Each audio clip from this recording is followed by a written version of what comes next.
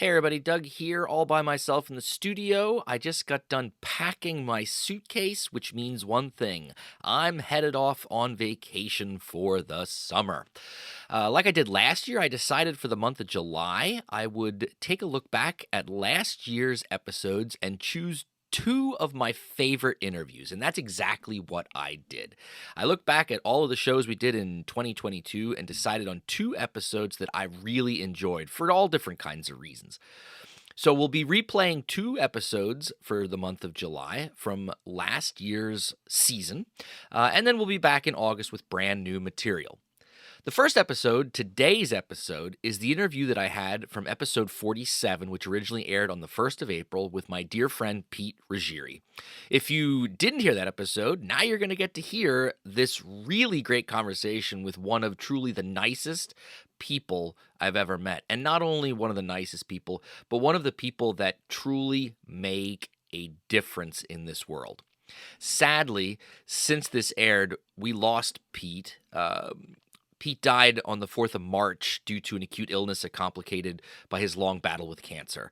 And his memorial service was a joyful celebration of a life well lived.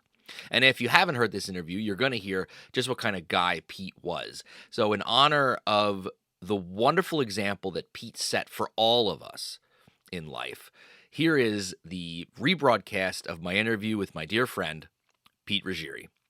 We'll have another replay episode on the 15th, and then we'll be back in August with some brand new stuff. Enjoy, everyone, and have a safe summer.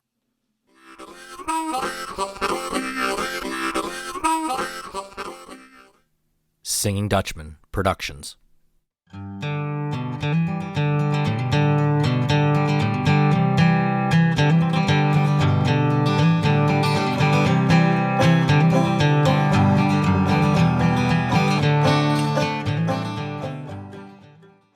Hello and welcome to Doug's Front Porch, a podcast where I get to sit down with friends old and new and have honest conversations.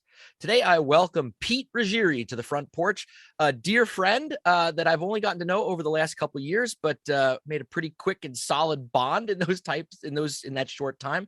And I'm so excited to have him up on the front porch. Welcome, Pete. I'm glad that your front porch is virtual and it's inside, but I like it. Yeah, it'll be a little chilly this morning, I think, to sit out on the front porch here in March. But, well, I always start the same way, Pete. Tell our listeners a little bit about where you grew up. Maybe, did you have brothers? Did you have sisters? What kind of things did you do as a kid? And then then we'll take the conversation in a different direction.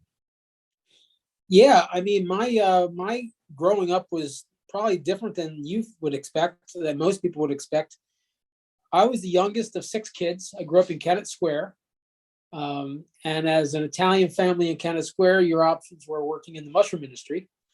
And so we were mushroom farmers and but mainly brokers and distributors. So we would buy from a lot of the other small growers and in turn sell to people like Campbell Soup or Giorgio Foods, or take them to a fresh market or a cannery somewhere like that. Besides being the youngest of 6 kids, my dad was the youngest of 6 kids. So I ended up being the youngest of 22 first cousins named Ruggieri that went to the same high school that graduated about 120 people a year. So by the time they got to me, they were pretty prejudiced by the last name Ruggieri of what they were going to get. And I got to say, my dad and my uncles, their whole generation did so many important things that, I didn't have much identity there. I was always going to be somebody's nephew, son, brother. So I went to college at Millersville, which is in Lancaster County. And the second time I went to the same barber, he goes, "Hey, your name's Pete. You're from Kennett." I'm like, my God, it's the first time somebody ever knew my name and did not reference my dad, who was a township supervisor, or my uncle, who was a war hero or something like that. So, so I just kind of stayed where I could be anonymous and make my own path.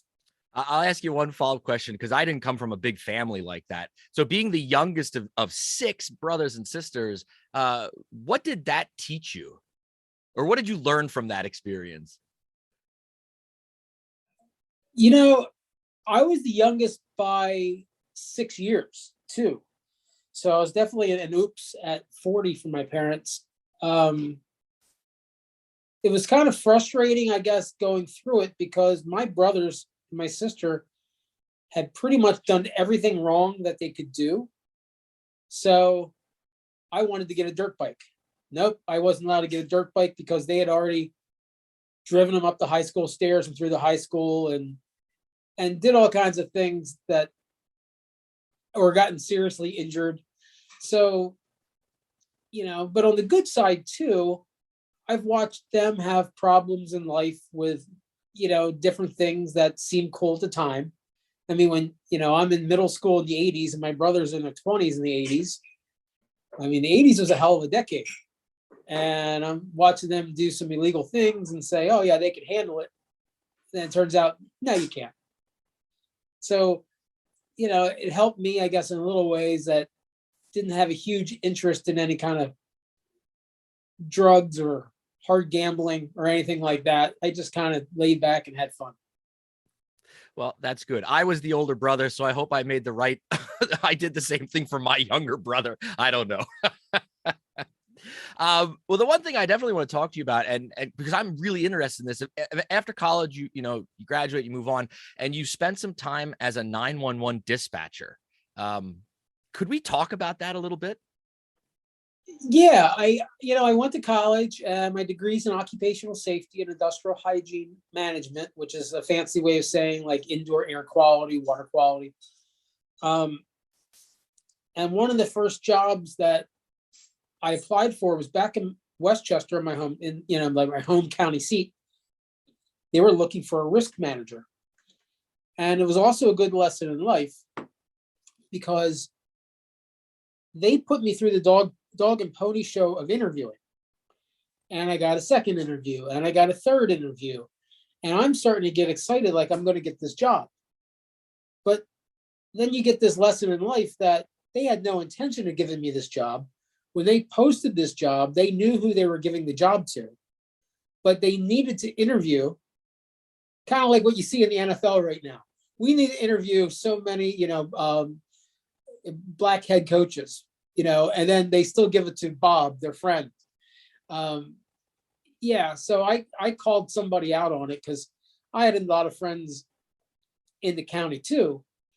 And finally, the director of that department just took me to lunch one day and goes, Pete, here's the truth. You're never going to get the job. But if you need a job, there's a dispatcher class starting on Monday. I'll put you in it. And I'm like, it was kind of a downer when you get out of college. I was expecting to get this management job, blah, blah, blah. And, like, well, I really needed the money. I really needed the job. And I took it. And I met some of the best people. And I learned a lot of really good life lessons from that job. And I did it for 5 years. So for people that have no idea how that whole thing works, can we walk through that? So you were trained, of course, but what do they teach you in that training or in those trainings? So yeah, the training was, I think, 5 or 6 weeks, 5 days a week. And things as basic as they gave me a map of the county. And each in Pennsylvania, we have municipalities. So that's townships, boroughs, cities, and I think one town in the whole state. I think Bloomsburg is considered a town. But so in Chester County, like my home county had a code of number 60. So there were 73 municipalities. Each one had a number. And, as simple as filling out a map with all 60 names of what township is where, and then slowly learning, the major highways and the major intersections. Because when I started, it was 1992 or 93, and we weren't 911 yet. There was no computer. So if somebody called, so I mean, by the time we got all our information about what police departments handle what if it's a call in this area, it goes to the state police. At that time, what we did, it was broken up. We had county police radio and county fire radio, and it was a 7-digit emergency number. So if you called for the police, hopefully you called the right number, and we took down all the information, and then we'd figure out who we had to tell about it. And we lean up, push on the button on the console in front of us, and dispatch it out to the police cars. It was really funny. It was an old system. So I would have an incident card. So when you called, I had the phone up against my ear, and I'm writing down all the details about the incident. And then I have a time clock beside me. I put this into the time clock, and that's when it was received. Then I would dispatch it. I would grab the police officer's card from this huge rack in front of me, pull that rack out, stamp this one, and then put these two cards together in front of me. So I know that if it's in New Garden Township, I just gave that call to Patrolman Gibson in car 3172 or something like that. Yeah, and then if it was a sort of a potential dangerous call, like a domestic or a traffic stop, then literally I've got a watch, and every 3 minutes I'd be like, just ask, status check, making sure everything's going okay for him until he said he's okay. And at whatever point he said he was okay, you guys would just kind of put him away and in his cubby with that card. But if it was something sketchy, they would just keep saying, okay for now or something. Now you got to keep checking back in 3 minutes again. It was stressful, but man, you just met some great people all over the county, and working. When you're in your 20s, working overnight's fun. In that training sessions, did they prepare you to have, to take, because that the phone rings, you have no idea what's on the other end, and it could be, like you said, it could be a domestic violence situation or something, potentially really bad. Did they try to prepare you or teach you how to handle those situations?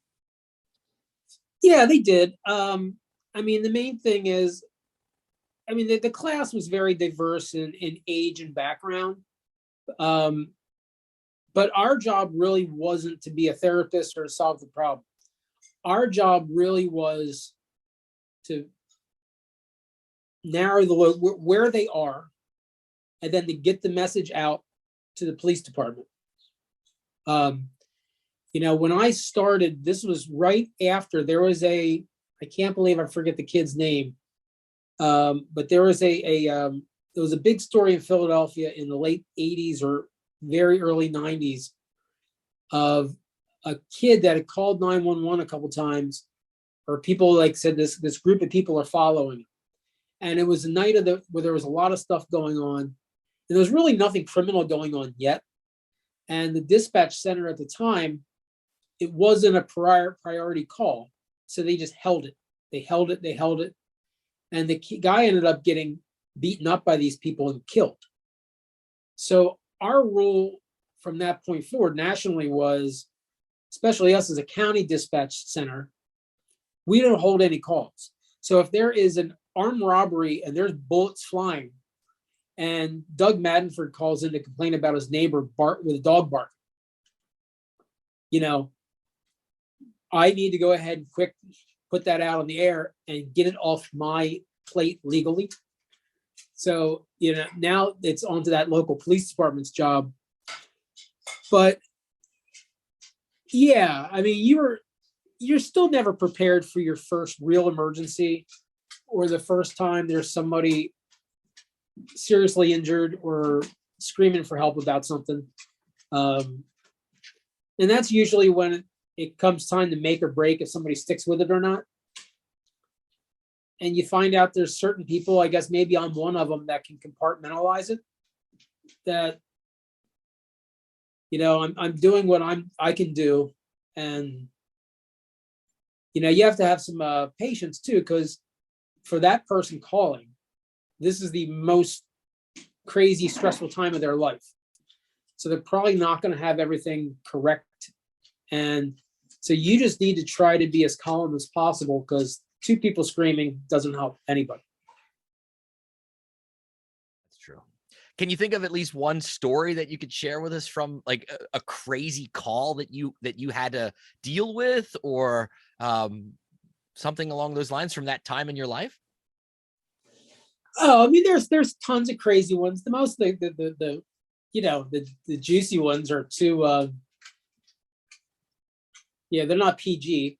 So there's some borderline like horror movie kind of things. But I'll say this: the county is divided.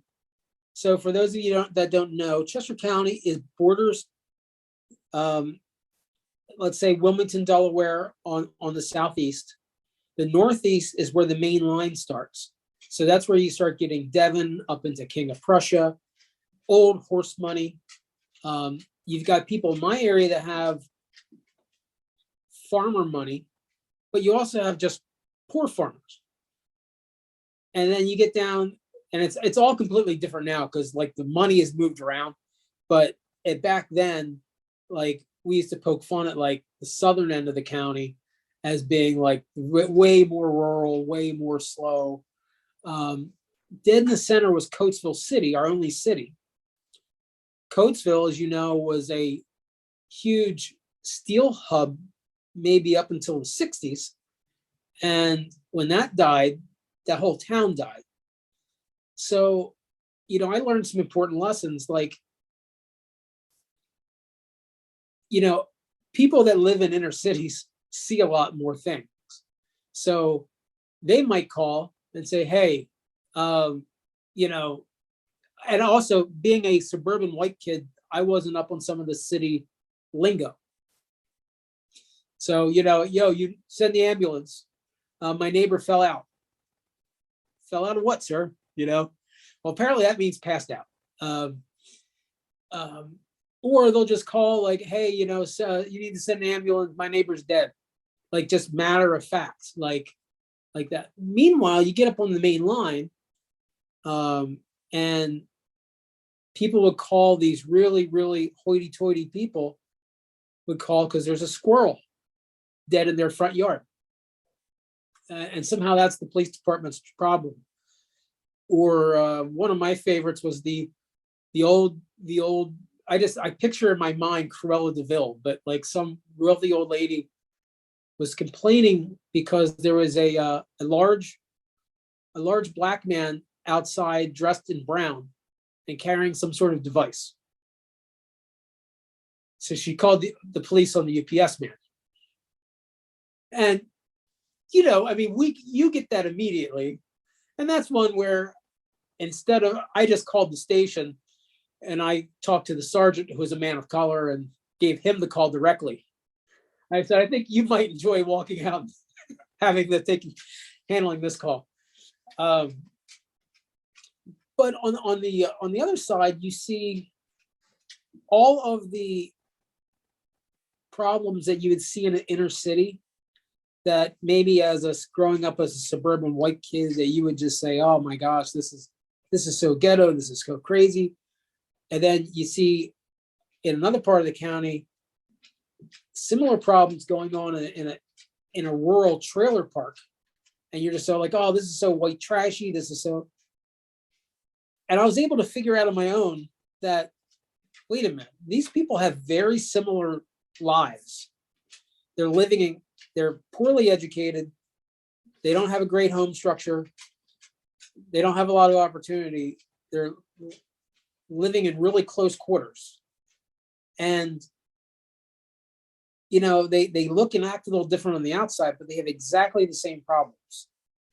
And I don't know, it's just to be able to come up with something like that on your own is a big step when you're an adult trying, not to judge people, because a lot of times it just comes down to, money and education of how people are. Yeah. Yeah, you're right. You're right. Well, we're going to transition a little bit. Another reason I wanted to really talk to you, Pete, and share you on the front porch with my listeners is that uh, I have a lot of friends that do charitable work, but you have to be the top of the mountain in regards to people that are charitable and doing things out of the idea of charity. And I want to talk about two things in particular that you spearhead or that you're involved in. Um, but before I do that, let me ask you: what does the word charity mean to you?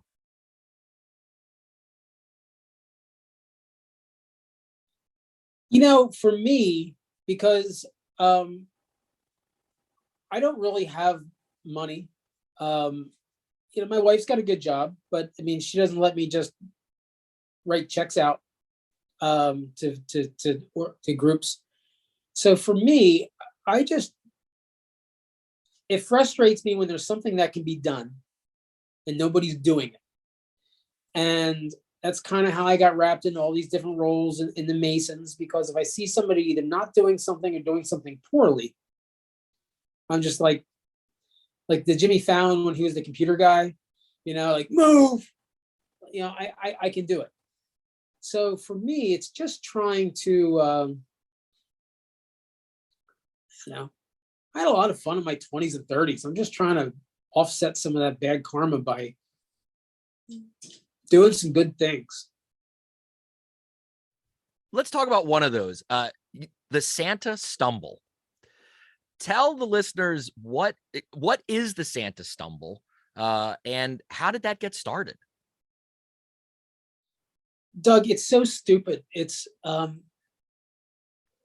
don't like, honestly, I guess the secret ingredient must be me, and because I have a lot of friends.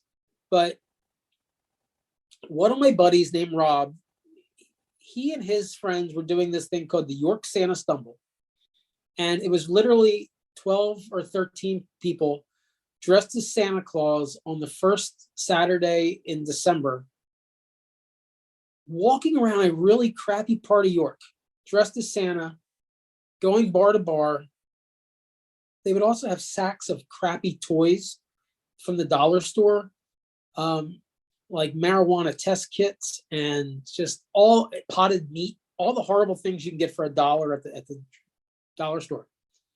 He would also put mouse traps in the bag. So half the people in the reach in the bag got snapped by a mouse trap.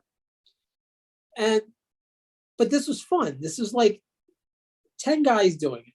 Well, I just said jokingly one time, I said, I could do this in Lancaster. I know a lot of people. So talked to some of my friends. And the first year, I think we had like 45 or 50 people out of nowhere that wanted to do it. And I just started remembering back to my 911 days and my very, very brief time as a police officer. The, if you're on patrol and you see 50 idiots walking around in costume, it'd be nice to know about it before you accidentally see it. So we all collected $5 from each of us, and we ran into a local police officer, and we made a donation to the Lancaster City Police Foundation, which is they're basically the folks that take care of the mounted police and the horses and the dogs, the canine units. And they appreciated the heads up. And so it was a fun time. We raised like $250. Well, word spread the next year, just by word of mouth, and I think MySpace maybe, or the beginning of Facebook, we had like $1,500 raised. By year 3, it went ridiculous. I think year 3 we raised $10,000, and this thing just kept getting bigger and bigger and bigger. I think our biggest, we raised $50,000 in one year. We've had some COVID issues the past couple of years, so it's been a little slower. But so the second Saturday in December every year, we sell buttons on Eventbrite. And we make it very clear that it's just a donation. You're making a donation to the charity. And the button really gives you nothing. It gives you no superpowers. If you're acting a fool, The cops are going to still arrest you. The Pennsylvania LCB won't, like, originally we were like, hey, can we get a special drink deal if somebody has the button on? Well, that makes sense if you're not in a state like Pennsylvania that controls everything. Pennsylvania, you're not allowed to give anybody a special that isn't for everybody. So there's one bar that is more of a nightclub, and if you have the pin on, you don't have to pay a cover charge. That's really the only magic thing that you get. But people love to dress up, and it's become crazy. We get a costume contest. People dress, depending on the weather, either sexy or funny, or just we do group costumes. And there's some very creative people that will do like the whole like Nightmare Before Christmas cast, or the whole Misfit Toys cast. And it's honestly, my wife and I, we talk about it. It makes no sense that people still come out, because we really do nothing. But we make up a date and we get about 10 bars ready, and people show up. Other towns have tried it and they fail. And I don't get it. But somehow every year we raise $40,000 or $50,000, and it's fun. That is, I mean, those numbers are insane. When you just step back and think about, like, that is an insane amount of money to raise. And I do have to pick your brain. I mean, so what do you think it is? I know you just said, well, it works. Maybe it's me. I don't know. But I'm sure you said you talk about it with your wife. When it comes down to it, do you think it's just the opportunity that you're providing people with a community? Yeah, I think somehow or other, we somehow found a weekend in the year where the city is doing nothing. And it's also a weekend where there's not a lot of travel, because we've tried to, and I've had my friends who own bars try to do things on 4th of July weekend, and it's a complete failure, because in this area, people go to the beach in July. They don't want to be in Lancaster in July. But it's given them something to look forward to. And people come from out. The crazy thing is the people that tell me that they were in town for it once, and now they come back every year. And it's what's really unbelievable to me is the fact that the city has never reached out to me or thanked me. The city has never jumped on it as an opportunity, like to make it like, hey, during the daytime, let's make it something for shopping downtown. Now, I get it, because we're walking around and we're drinking at night, and maybe they're scared of, like, I don't know what they're scared of, but there's some opportunity that you could turn that whole city into a Christmas town or something, and make it like a whole week of tourism. But well, it's working. I mean, 10 years ago, I was going to run for mayor when I lived in the city itself, and I was going to change everything. But yeah, then I decided not to.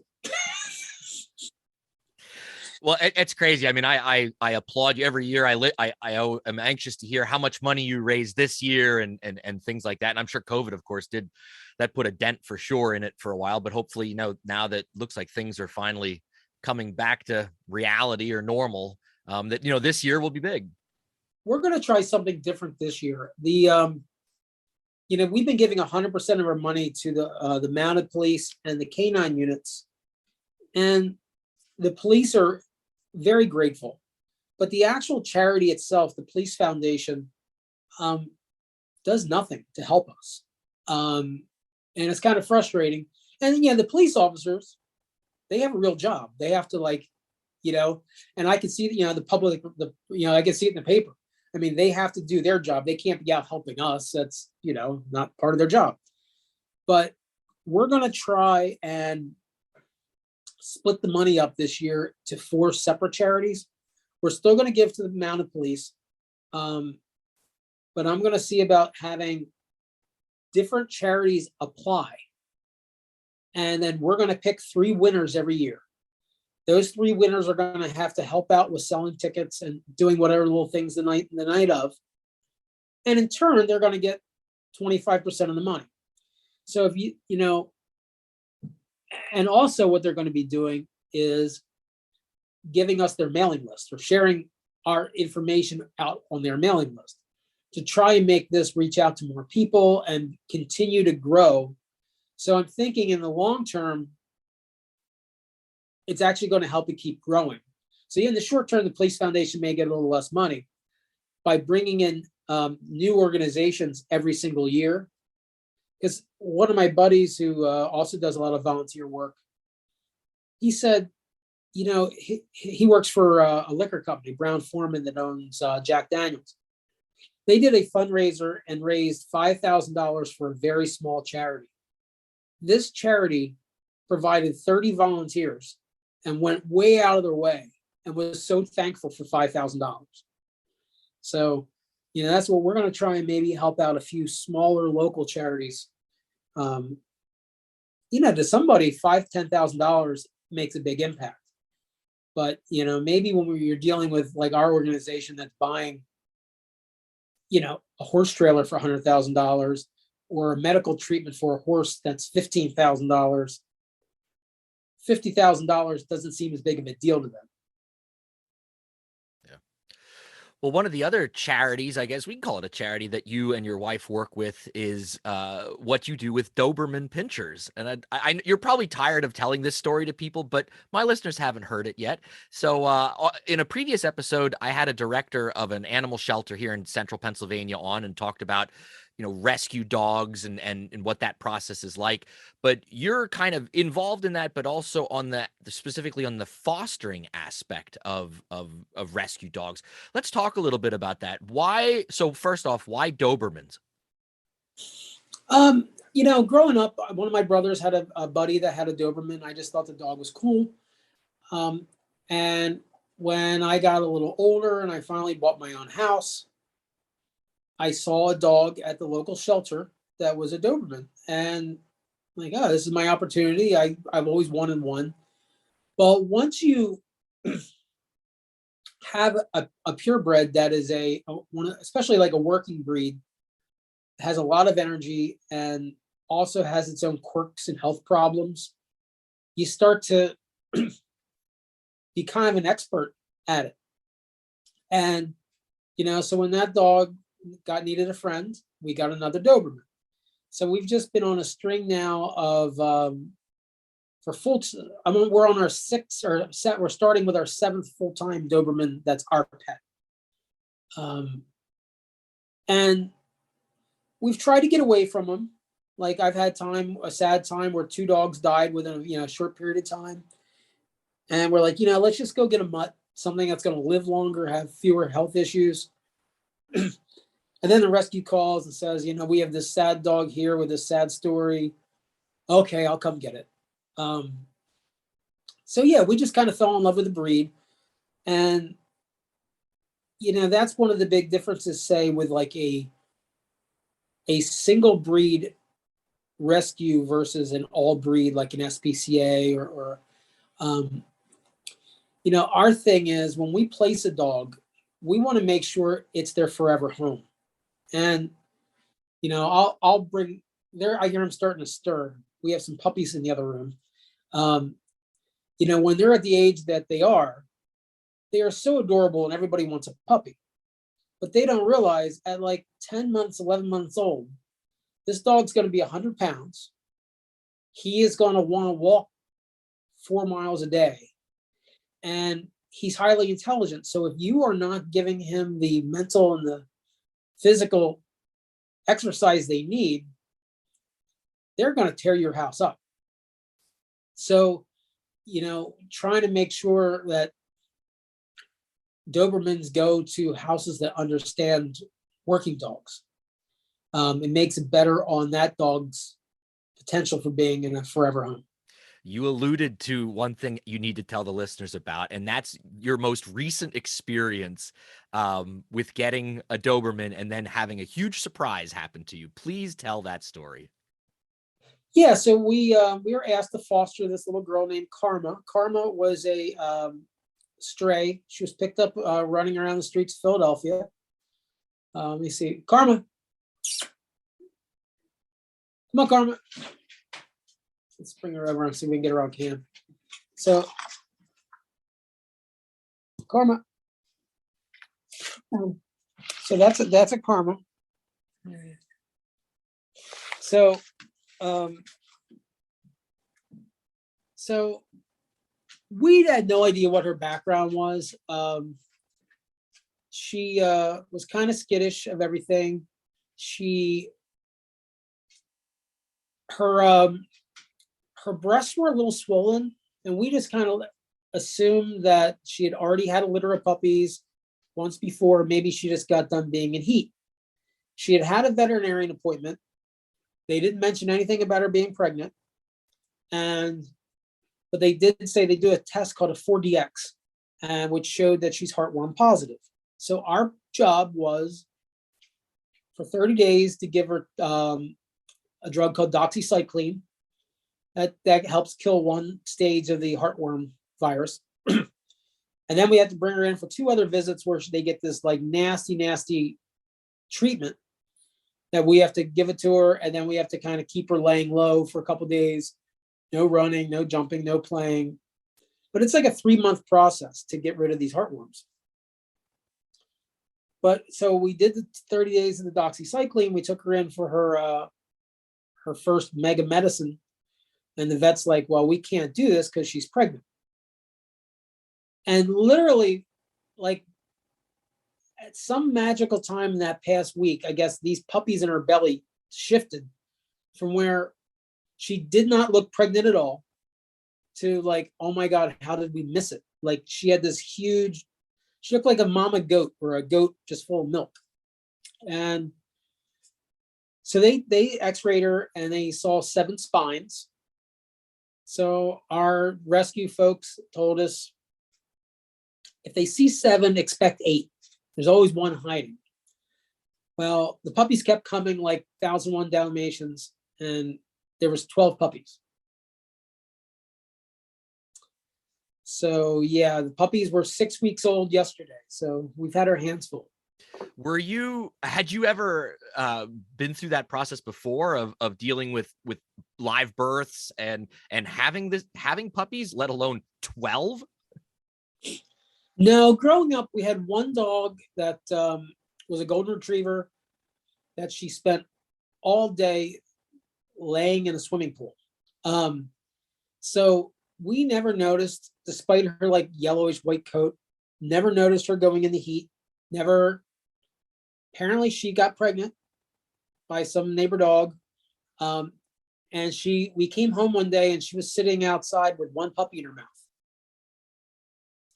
So we looked around, we couldn't find any more puppies anywhere. So the vet thinks maybe she just had one because she wasn't showing. But when there's just one puppy, the mom does all the work.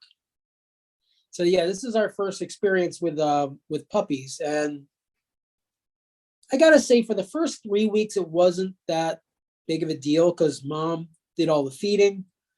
Mom did all the cleaning up of them. But when we started giving they started weaning and transitioning in real food, it's a catastrophe in the morning. It's like walking into a barnyard. So, well, the one thing that I think has been awesome is that you've been, you're very social media savvy. And one thing that you started doing from very early on is every day you would go Facebook Live in your house, and there were these, 12 puppies. And like you said, when they're first born, they are the cutest little things. And you think, oh yeah, they're super cute. But then you have to step back and say, there are 12 of these things you have to take care of and manage, and also take care of mom. And then you have these other rescue dogs in your home too, that you kind of have to make sure that they're getting their attention. I can only imagine. I mean, you had tons of people watching every day. And I remember reading a lot of comments from people saying, this is like the highlight of their day when you go live and they get to just watch these puppies rolling around on the floor or feeding or whatever. Were you surprised by the response that you got? Yeah, I kind of was like, I'm a weird introvert slash extrovert. Like I don't ever like I do a lot of these things. I do all these volunteering things, but I don't ever want to be standing up anywhere and get an award. I don't want anybody to. I'm not doing it for that. I do it for myself. I do it to help. But when we started seeing the people that were asking about puppies and the people that wanted puppies, um, people go puppy crazy, and they have no freaking idea that these are going to turn into, somewhere between a 70 and 120 pound, monster. Like untrained, a Doberman is a scary dog. And some of these applications, I'm like, there's no way. There's no way these people would tolerate and handle all this work we're doing.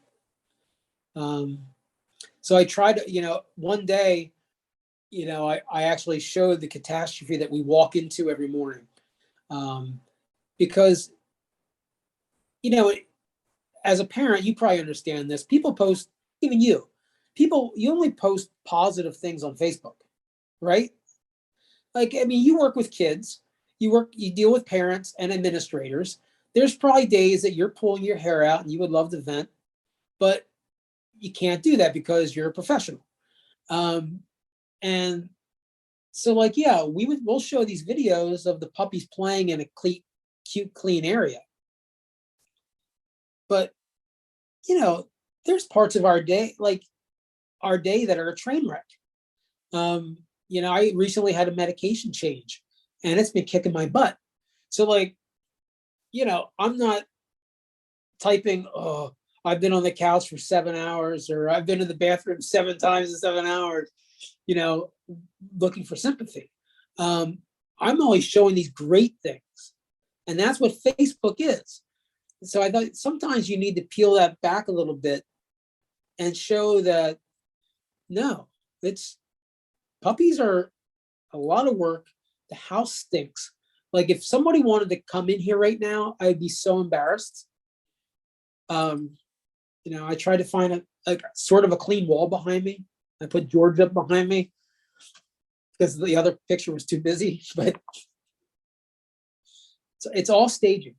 So, and I'll link this in the show notes, but what's the name of the organization that you work with for these Dobermans? DVDPA.org. So it's Delaware Valley Doberman Pinscher Assistance. And, that's another thing. People hear shelter. They think there's like we're a SPCA that's got a brick and mortar building. We have a vet on staff. We have receptionists. The president is this nice lady that lives in Phoenixville. And our vice president lives in York County. And there's another person who lives in Philly. It's really about a network of, say, 20 volunteers that do different amounts of work. So there's no central repository for dogs.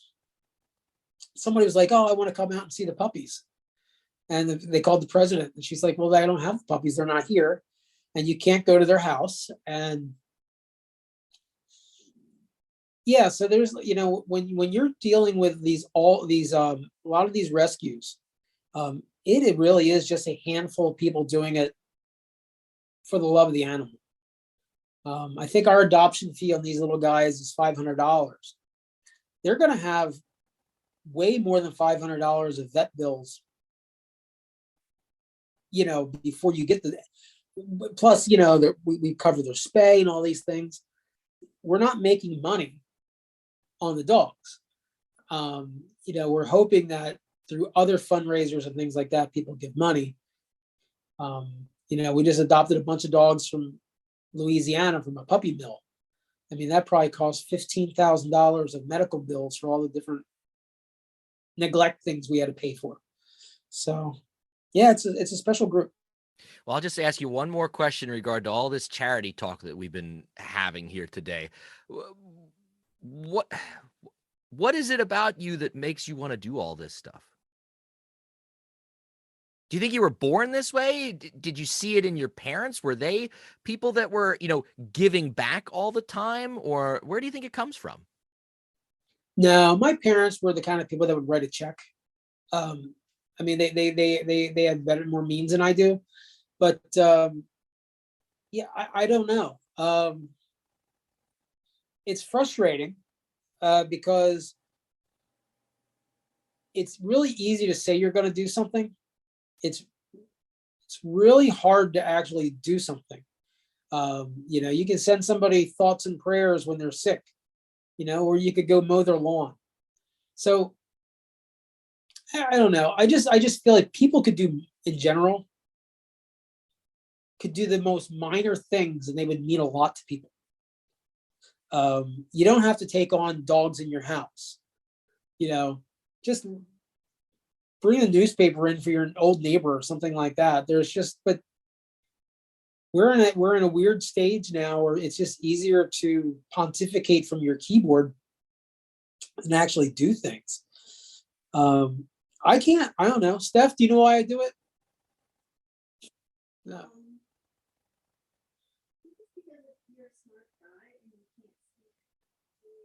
I'm a smart guy and I can't stand seeing incompetence. That's what she said. That's according to Pete's wife. Okay. That's Yes. that's a bumper sticker for charity. Yeah. And it's maybe that's like why I volunteer for some of the jobs in the Masons. When I see somebody doing something so poorly that with minimal effort I could do better. So I just stack something else on my plate. So one of these days I'm going to crash and I'll just probably take a 5-year sabbatical, but we'll see. Well, Pete, we end every conversation the same way with 10 quick questions. Are you ready for your questions? One set, I might need a helper. Steph, would you bring me a puppy for the last 10 questions? I might need some moral support. Some moral support. Well, while the puppy is en route, I can ask you the first one right off the bat. What is your morning drink of choice? Usually coffee. Today it's tea. Today it's English breakfast tea, but 9 times out of 10 it's coffee. And how do you take your coffee? I use the Coffee Mate Italian sweet cream. Very specific. I guess so it's cream and sugar. What you guys can't see right now is one adorable little Doberman puppy just came into the Zoom call. I'll snap a picture and post it on social media. Look at that cutie. Is that a little boy or a little girl? That's a little girl named Bitsy. Bitsy was our smallest at birth. But now she's not the smallest. All right. Question number 2. Who is a go-to musical artist or group for you? I would say Pink Floyd. Okay. I'll be going to see Brit Floyd, I think on March 13th or May 13th. I forget. And I think it's next Sunday. Okay. I'll be going to see them in Hershey. All right. Number 3. What movie can you watch over and over again and it never gets old? I would say Stripes. Oh, that's a great film. Yes, that is a good film. All right. Number 4. What is the last thing that you read? Last thing that I read was I've been on a Neil Gaiman kick. So I've been going through his whole catalog.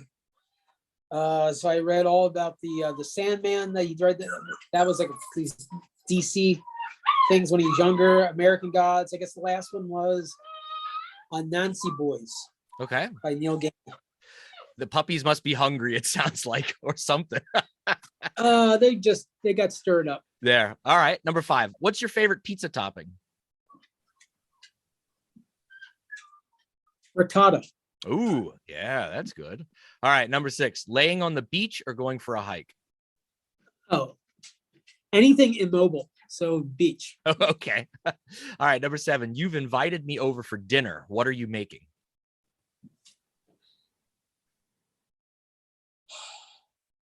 Oh gosh. I have a few go-tos. Steph, what is my favorite go-to? Beef stew.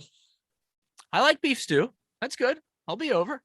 I mean, I make some good things, but some of my simple ones are the best. Like I'll make the best grilled cheese you've ever had. Ooh, that sounds like a challenge. I'd be up to taste that for sure.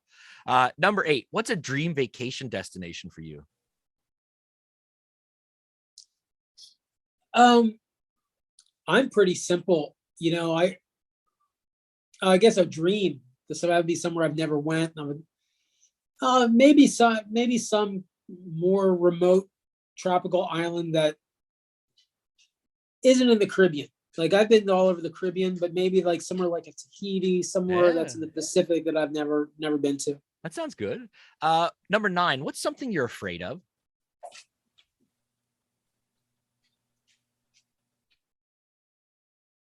Now, 10 years ago, I would have easily said clowns, but now it's a lot more complicated. I can't stand stupid. Like, okay, I'll go with this. Anybody that defines themselves by one thing. You're afraid. That's good. Holy cow. Okay. That is something to fear on a certain level. Yeah. Boy, that's a deeper conversation sometimes. We're both Freemasons, but like we both know the guy that wears an outfit head to toe, that's what he bases that's his identity online. No, it's just one of the 1,000 things I'm into. Yeah. Yeah. That's a really good answer. All right, last question. What job, other than one that you've had, would you love to have?